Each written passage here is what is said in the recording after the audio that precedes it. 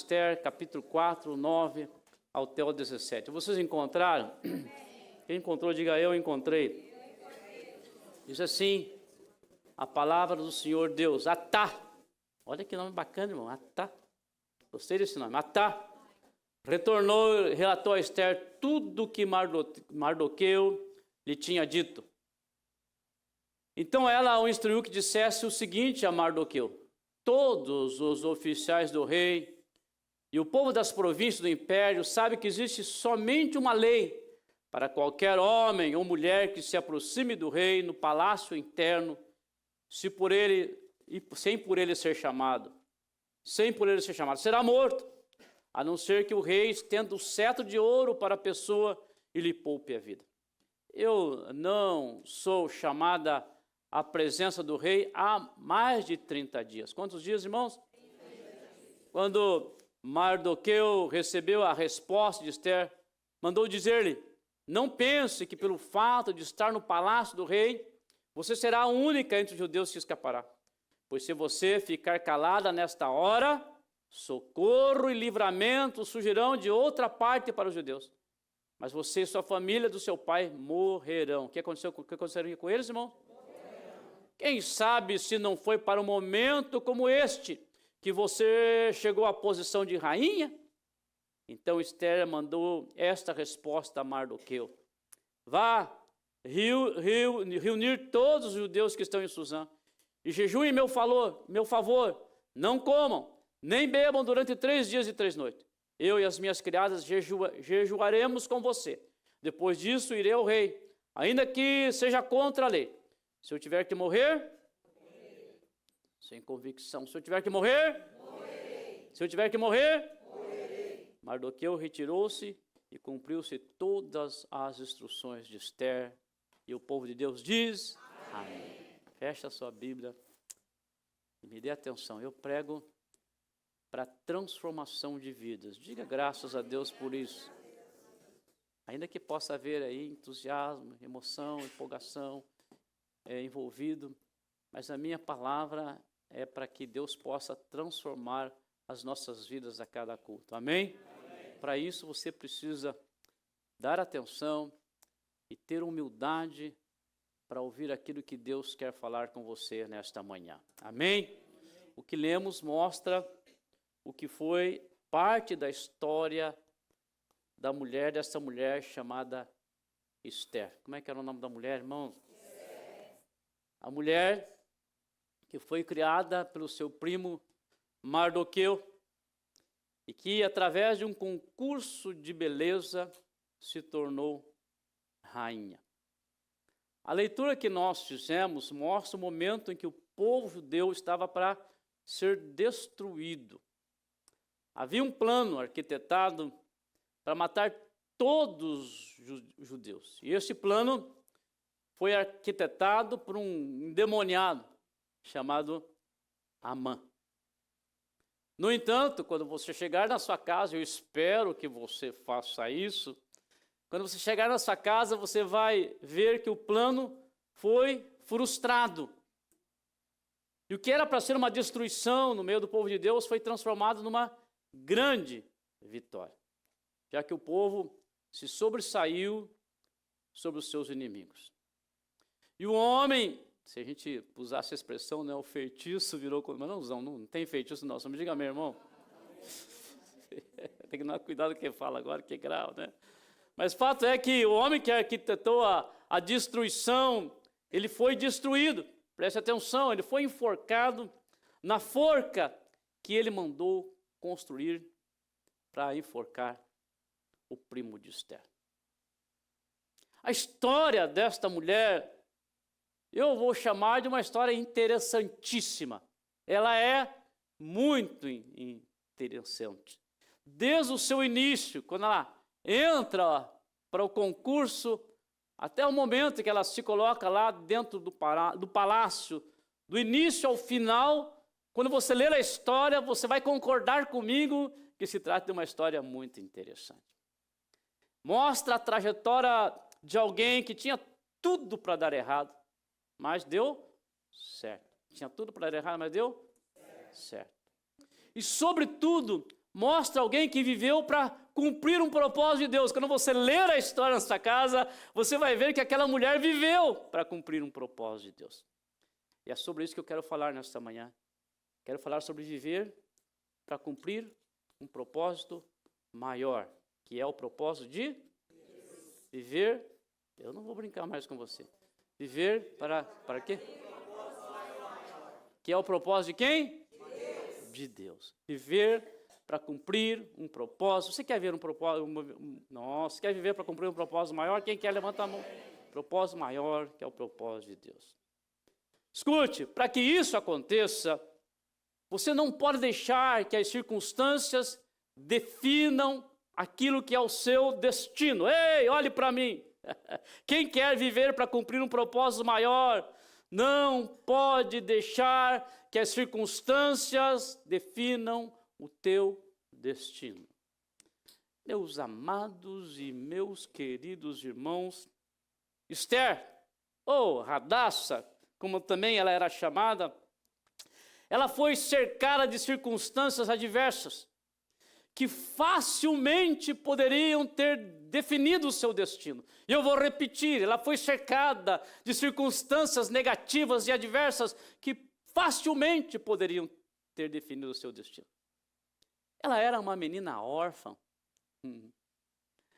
Seus pais morreram ainda na sua infância. Ela foi criada fora de seu país de origem.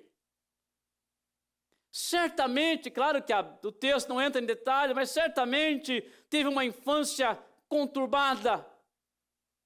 Uma menina que não teve uma referência de um pai e de uma mãe. Então você vê claramente que havia muitas questões, muitas situações adversas que poderiam ter definido o seu destino. No entanto, esta mulher não se vitimizou. Eu só continuo se você gritar esta palavra, vitimizou. Não. Você não gritou, você falou muito baixinho. Eu só continuo se você gritar, vitimizou.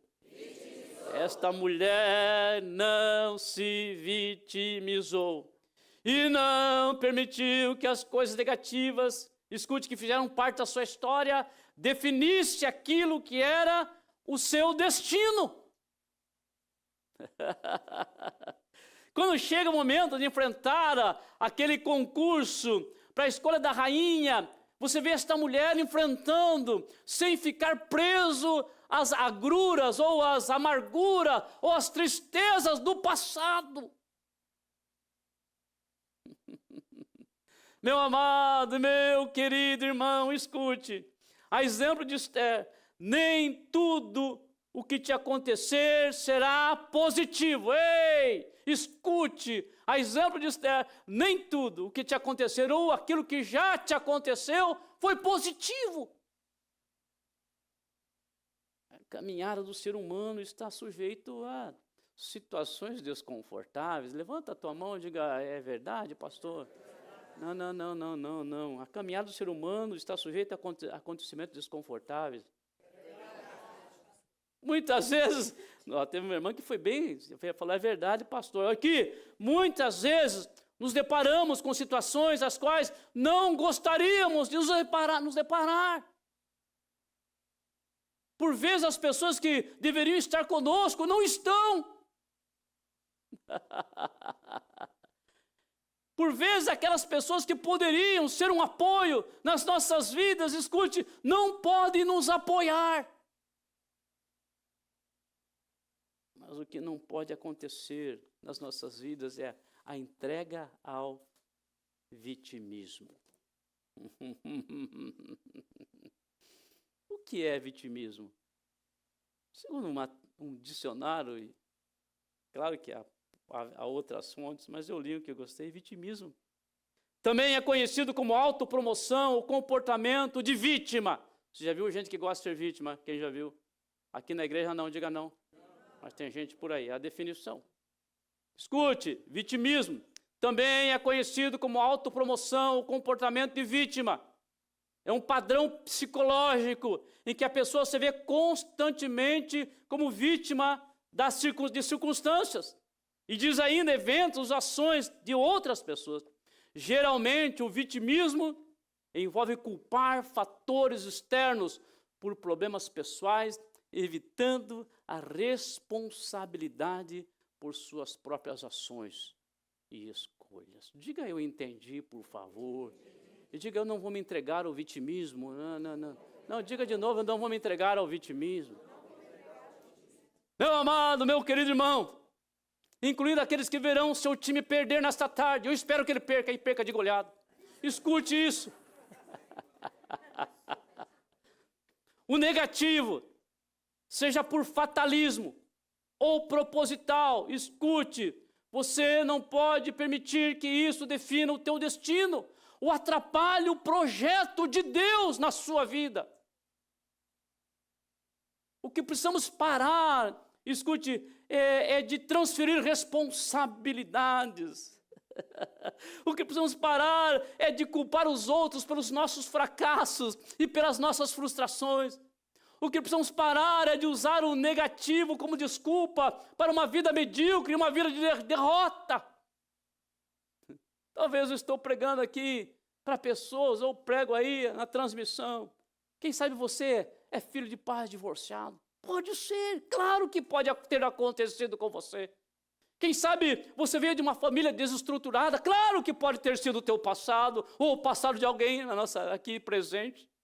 Quem sabe você foi pai, foi filho de um pai, uma mãe viciada, que abusou de alguma coisa, das drogas. Pode ser que eu esteja pregando para alguém nessa condição.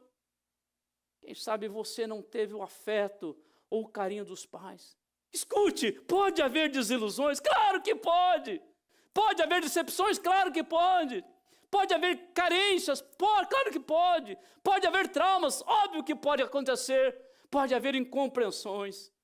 Mas o teu destino não pode ser definido pelo negativo, mas o teu destino deve estar nas mãos de Deus. O teu destino, escute, não pode ser definido pelo negativo, mas o teu destino deve estar nas mãos do Deus Todo-Poderoso.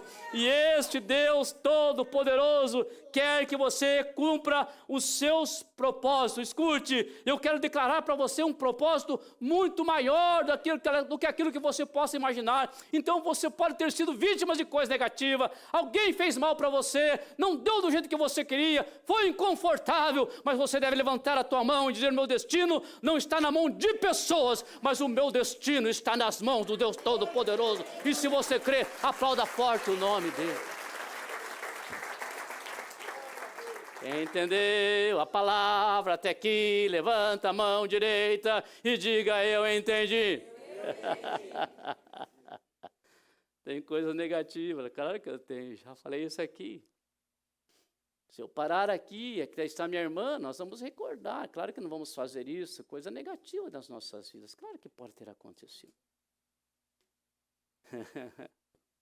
Pode ser que você no seu passado se decepcionou.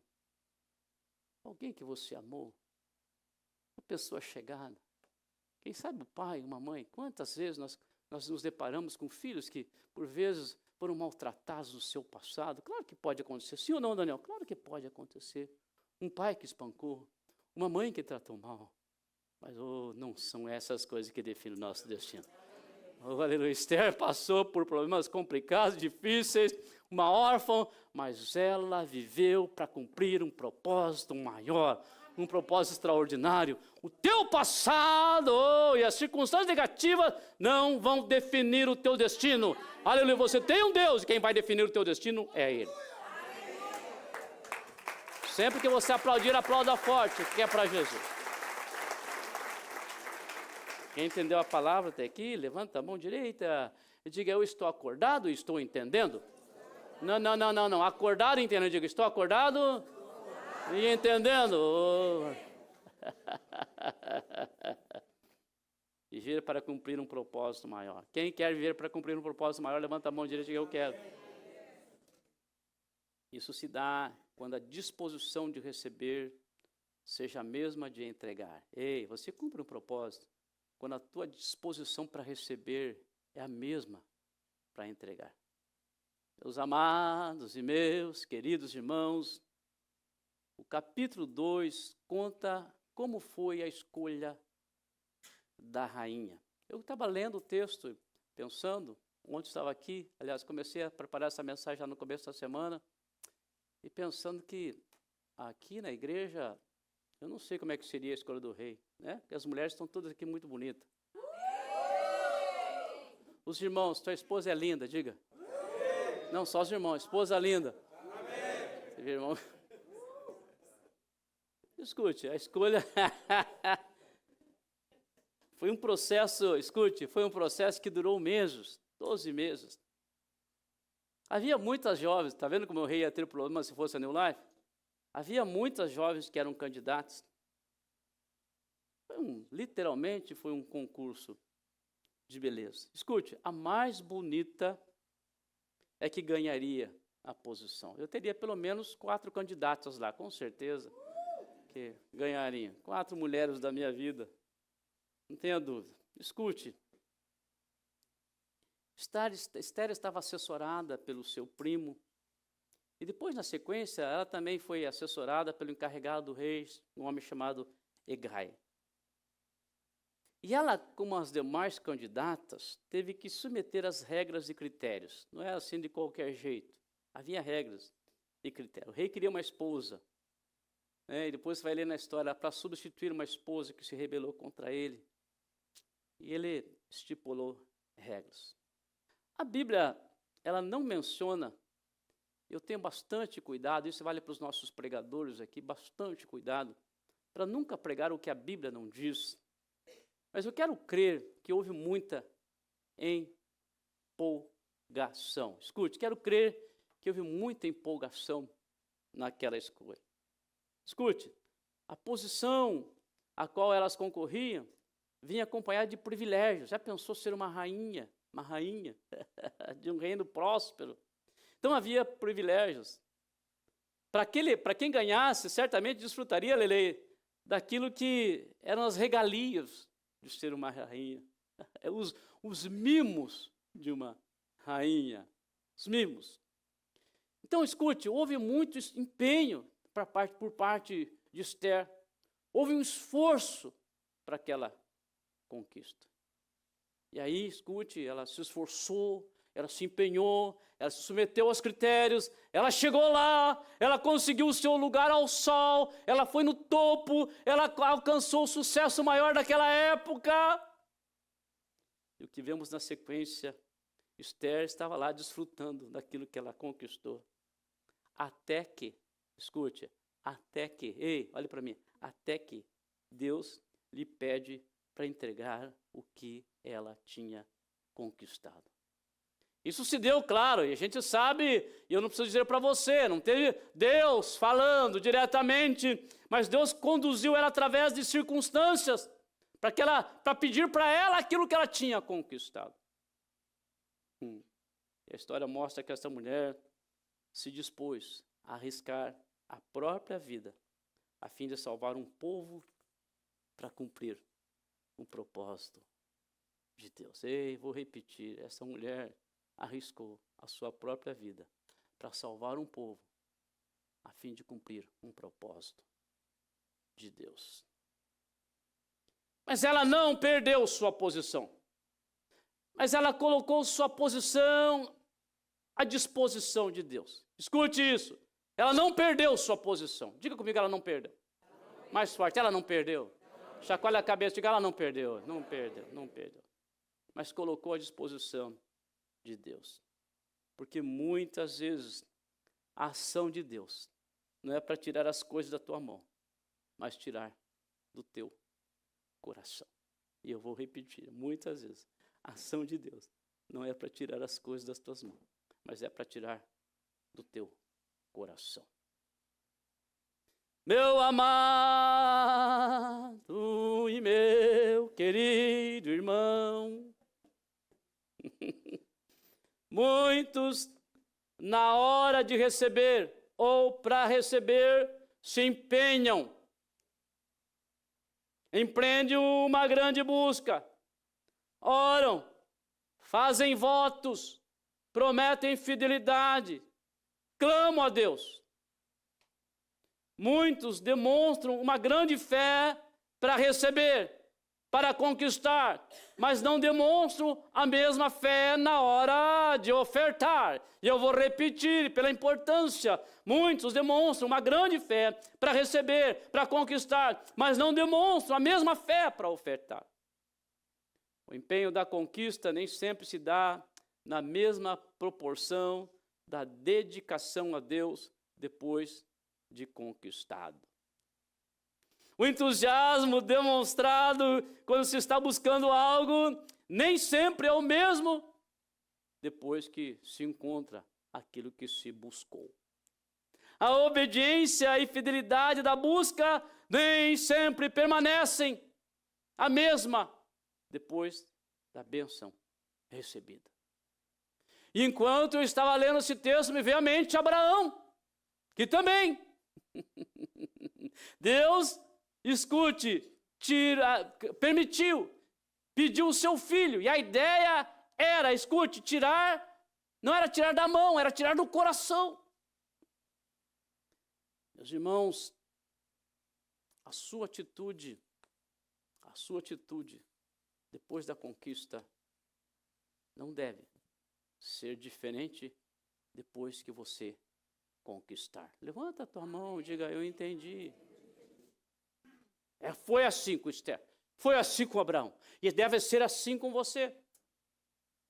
Meu amado, meu querido irmão, eu quero declarar nesta manhã, que esta manhã é manhã de consagração aqui no nosso meio, no verdadeiro sentido da palavra. Escute, este termo bíblico, consagração, significa separar, significa dedicar, significa oferecer algo a Deus, para um propósito sagrado, é um ato de entrega total, onde a pessoa, o objeto é posto à disposição de Deus com o objetivo de honrá-lo e servi-lo. Escute, é isso que nós vemos na vida de Esther.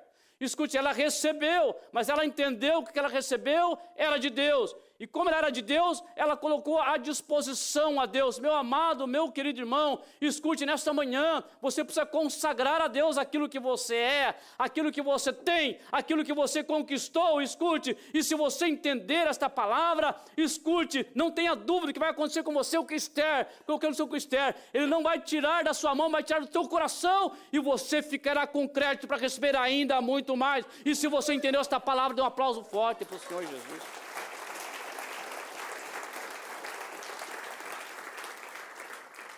Tenha medo de se colocar à disposição de Deus, de ofertar ao Senhor.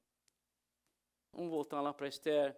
Puxa vida, quanta luta para chegar aqui. Quanta dificuldade para conquistar esse posto. E agora Deus está me pedindo para que eu entregue, e eu estou inclusive correndo o risco de morte. Quer dizer, eu não vou perder somente uma posição, eu posso perder a vida. Mas sabe o que ela fez? Ela colocou diante de Deus. Deus não tirou dela. Deus não vai tirar nada de você, irmão. Aliás, muito pelo contrário, Ele tira do teu coração para que Ele possa te acrescentar ainda muito mais. Então consagre a tua vida ao Senhor, consagre o que você tem ao Senhor, escute, e você ficará com crédito para receber ainda muito mais. Quem entendeu a palavra até aqui, está acordado, levanta a mão direita, diga eu entendi, estou acordado. Eu esqueci o tema da mensagem, você pode me lembrar, irmão? Viver para cumprir um propósito maior. Não, tinha que ser sem cola, né? Viver para cumprir Escute, viver para cumprir um propósito maior, que é o propósito de Deus, é para aqueles cujas atitudes falam mais alto do que as suas palavras. Vou repetir. Isso se dá na vida daqueles cujas atitudes falam mais alto do que as suas palavras. Meu amado e meu querido irmão, Esther era uma mulher judia que serviu o Deus de Israel. E quando você ler a história, você vai ver que ela não revelou a sua origem. Aliás, ela foi orientada a ficar quieta relacionado a este tema, para que isso não fosse usado para impedir o seu acesso ao palácio. Mas o que vemos na vida dela são atitudes que condiziam com sua fé. E eu vou pedir para você repetir, diga, atitudes que condizem com a minha fé. Ela foi uma mulher obediente. Ela teve um primo como mentor. O texto mostra que ela era uma mulher despretensiosa e que confiava em Deus. O texto diz assim, quando chegou a vez de Esther, a moça adotada por Mardoqueu, filha de seu tio Abiail, ela não pediu nada além daquilo que Hegai, oficial responsável pelo harém, seguiu. Esther agradava a todos os que haviam. Esther agradava a todos os que haviam. Por isso que eu digo para você que Esther parecia muito com as irmãs aqui desta igreja. Amém. Digam amém, irmãs. Amém. Qual que é o jargão mesmo? Qual que é o jargão? Quem se identifica? Elas gostaram. Nós vamos escutar isso por um bom tempo. E aí, mais uma vez, conhecendo a filha que eu tenho. Irmãos, esta mulher, mesmo tendo que esconder as suas convicções espirituais, demonstrava com atitude o seu temor ao Senhor. E eu creio que isso facilitou sua vida quando chegou o momento dela declarar pública a sua fé. Ela já vivia como quem serve a Deus. Aí chegou o momento que ela teve que declarar que ela é judia, lei. E aí o fato dela ter uma vida já de temor ao Senhor, obediente a Deus, não tenha dúvida que isso facilitou no momento da sua revelação. Escute, ela conquistou as pessoas em sua volta com seu exemplo de vida. E seu estilo de vida diferenciado mostrou que havia uma força maior que lhe inspirava e lhe conduzia. Quem entendeu, está acordado, levanta a mão direita, diga eu entendi, estou acordado. Meus amados e meus queridos irmãos, o mundo ocidental é denominado como mundo cristão. E as pessoas, em sua grande maioria, se autodenominam cristão. Só que em sua grande maioria também, suas práticas não condizem com esta nominação. Veja uma definição da palavra cristão. Quem é cristão aqui como eu, levanta a mão e diga eu sou. Então veja uma definição, claro que há várias, mas eu gostei desta. Palavra cristão. Biblicamente e originalmente, o significado da palavra cristão no grego é pequenos cristos. O que é, irmãos? O que é, irmãos? O que significa cristão? Pequenos cristos.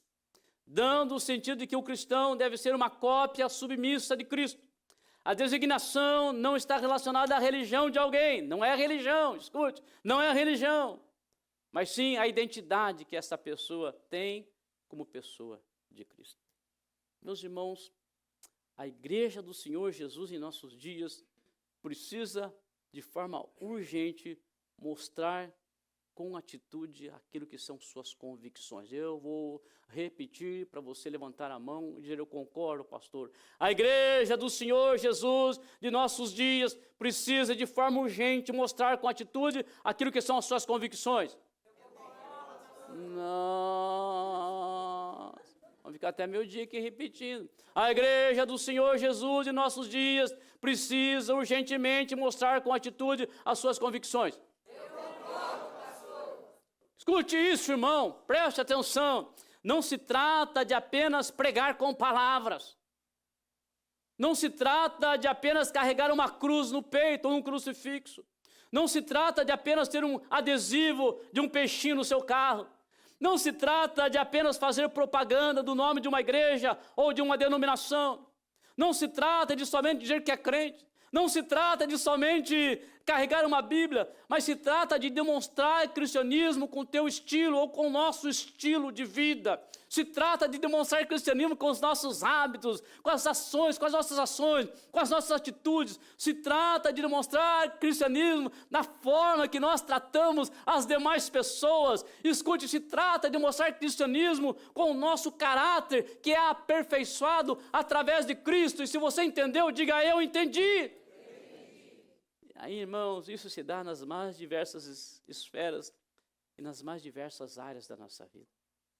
Você demonstra cristianismo no seu casamento. Aliás, quem pode dizer se você realmente é crente é a tua esposa. Quem pode dizer se realmente você é crente é o teu marido.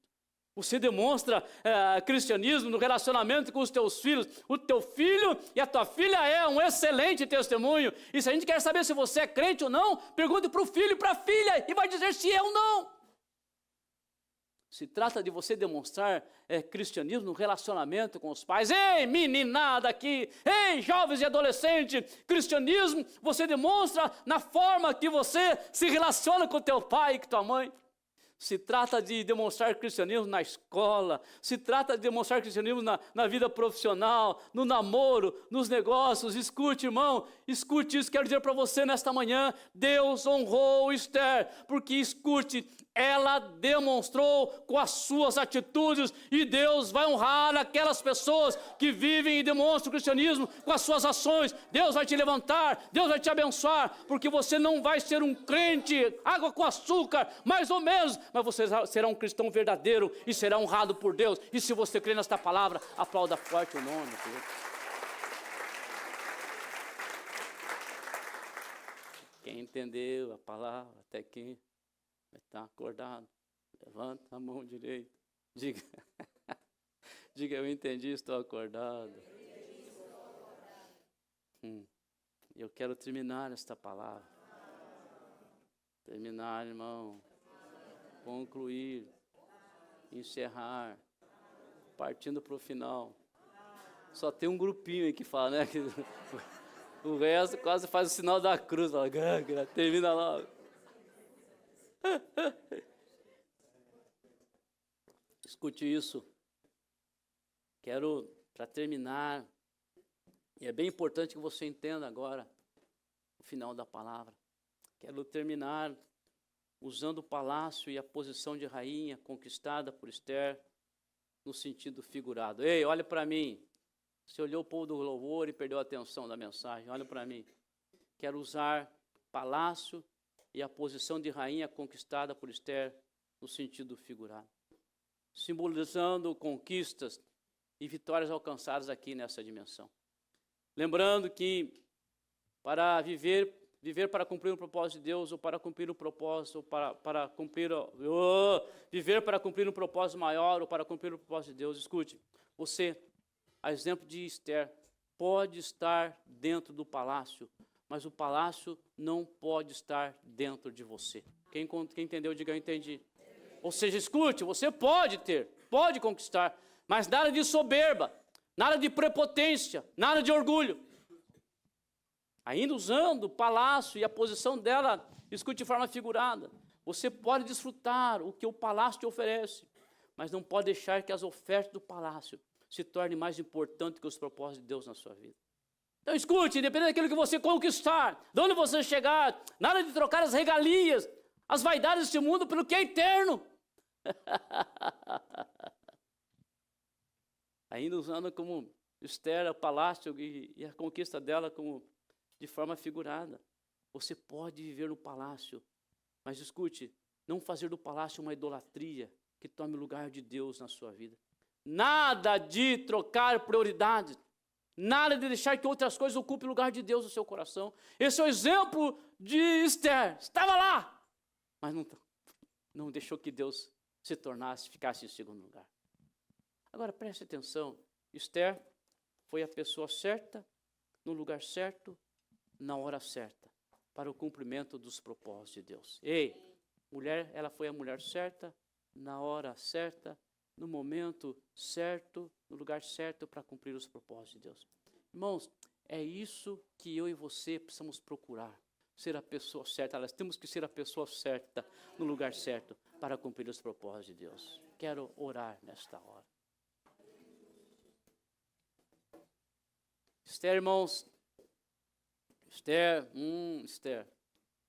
Ao mistério, Esther. Esther deve inspirar as pessoas aqui nesta manhã.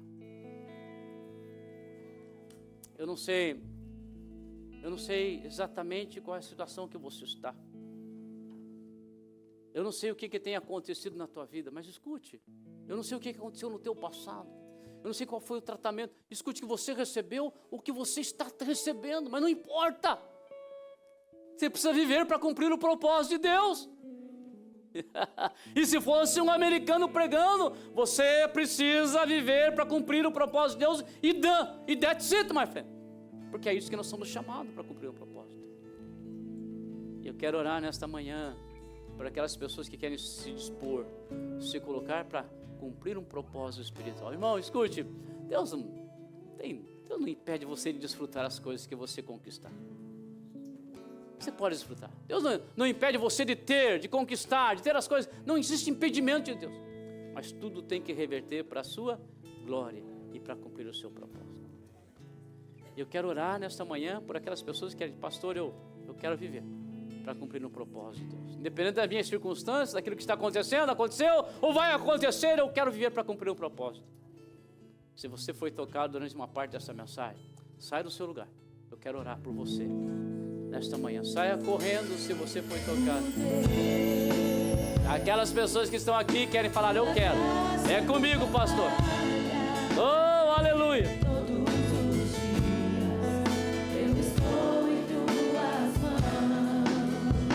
Venha para cá.